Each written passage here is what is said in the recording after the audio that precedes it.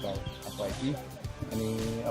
Talking about this project, we are at the second week of this project and it's going pretty well. Our major motto भनेको चाहिँ के छ भने यो प्रोजेक्टमा चाहिँ through football we are changing the community, and as per our experience it's been a week or so, we are improving and we are doing well.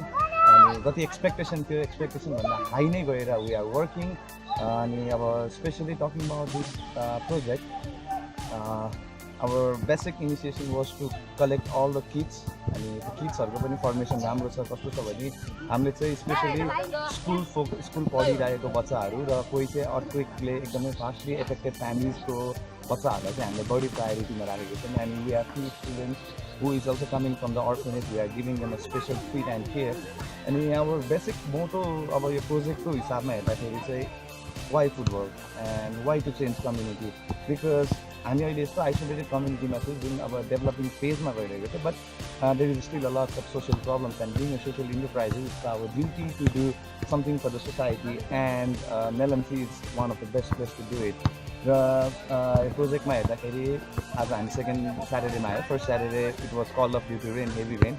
अहिले चाहिँ तपाईँको के छ भन्दाखेरि we have I think today we have the participation of 48 kids, including the kids from 4 years to 4 वर्षको बच्चा पनि today we have. So our major focus is to collect those kids regularly र उनीहरूलाई नै बिल्ड अप गर्ने हो। र despite that अब जति पनि अहिलेको तपाईँको यो पार्टिसिपेसन छ, we are very happy and being you know the director for the Melamchi. It's my privilege to work for this club, this great club and this great people. I mean, our target is to do, is to build up the team, and this is for the first time youth ठाउँमा चाहिँ जति मैले यहाँ हेरेको छु, we have a lots of crazy fans of football, especially Real Madrid and Barca. They don't know any other clubs. They only know Ronaldo and Messi. In my training also you can see a lots of Real Madrid jersey and lots of Barca jersey, but that's not the point. I mean, though we are from MCFC Nepal, that's not the point. Our only point is to make them grow as a footballer. Let's show them the platform.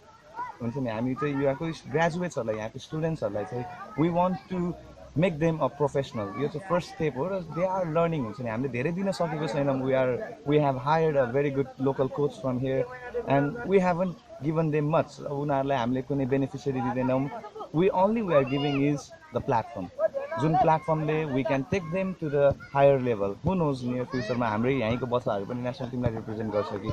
So let's be a role model rather than we talk about all those bullshit about those clubs and your club, but that's not the point. Being a football fan, it's it's a feeling of one, it's a feeling of unity, and I am really privileged to see those kids in a jersey of different clubs, because for many students I heard that they went to the market to buy Manchester City jersey. That was kind of happy. They were very, they took this project seriously, and I am very glad that being a director, I'm very glad for the project. The way the things have been turned around. And another thing is, the most important thing is the fans, the people who has been loving MCFC Nepal, who has been looking us very closely. I like to request you something. This is totally a free project for the kids. The expenses, all the budget that is going on is from our own pocket. So I like to request, if you are willing to help with us some, logistic like footballs, cones, or even jerseys, boots, then you are free to do it. And I like to urge our every active members to, weekly participate. It's not so far from the valley, it's just 3 hours ride in a bus, or you can be here in our 2 hours if you have a private vehicles. So come here, the kids will love you, and they will feel more motivated, and mostly thanks to the supports. And in near future we are taking this project to throughout the Nepal. So our first major priority is that, and we like to spread love, happiness, and unity with the football, because as I said earlier, it's not about the club which we support, it's about the game we look.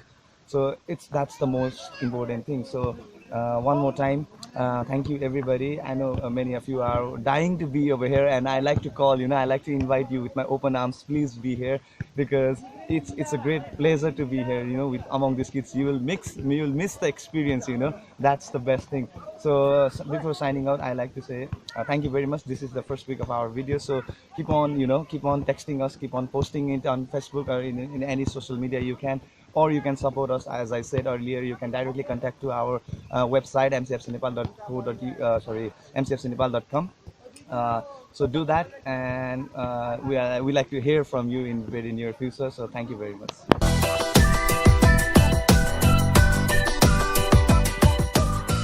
Football खेल्न मनपर्छ हो तिमीलाई?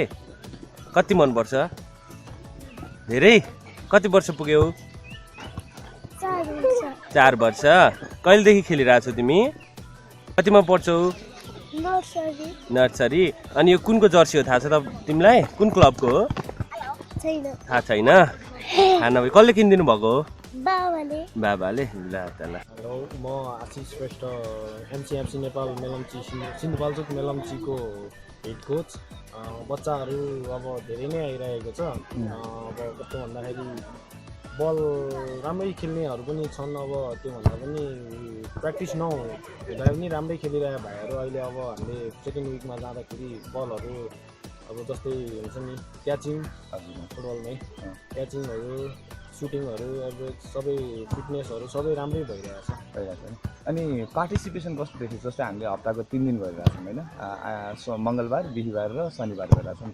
अब शनिबार र छुट्टी हो, तर मङ्गलबार र बिहिबार पनि कस्तो आइरहेको छ त बच्चाहरू? एकदमै एक्साइटेड छन् कि के छ? एकदमै एक्साइटेड छ भाइहरूलाई। जे होस् शनिबार भनेर भन्नु नपर्ने हुन्छ, ट्युसडे र फ्राइडे पनि आएकै छ भनौँ। राम्रै भाइहरू अब मेलम्ची त यो भइहाल्यो, मेलम्चीभन्दा माथिबाट पनि आइरहेको छ। यहाँबाट त्यस्तै गयो भने पनि धेरै परबाट आउने भाइहरू धेरै आइरहेको छ। अनि अब जस्तै अब हाम्रो एमसिएफसी नेपालको मोटो के छ भन्दाखेरि फुटबलकै थ्रुबाट कम्युनिटी चेन्ज गर्ने। तपाईँले 8 दिन भयो आज, राइट? सो 8 दिनभित्र आइपुग्दाखेरि कतिको बानी बेहोरा चेन्ज देख्नुभएको छ त आफ्नो बच्चाहरूमा? यो डिसिप्लिनकै कुरा गरौँ न होइन, फर्स्ट दिनमा आउँदाखेरि र अहिले आउँदाखेरिको डिसिप्लिन त अब म यहीँको मान्छे भएर पनि होला, भाइहरूले अब मलाई राम्रै गर्छ। त्योभन्दा पनि अब 1-2जना भाइहरू चाहिँ कस्तो हुने दाइ भनेरै जिस्किने जस्तो पनि त्यो छ, त्यो छुट्टै भइहाल्यो। जस राम्रै छ भनौँ। राम्रो छैन?